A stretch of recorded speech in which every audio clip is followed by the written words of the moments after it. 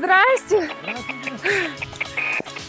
Ну что, найден жив. Начало темнеть, я стал дрова собирать. Думаю, придется ночевать. Я бы поутру пошел бы вот туда, вот в ту сторону, где это. Ну, в принципе, Мне правильно. показалась станция там.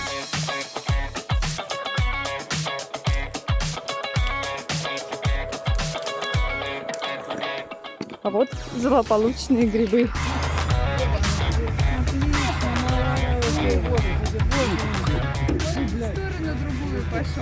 Есть еще один поиск Ярцева, но отсюда 60 километров, если примерно. Как 60? Давайте.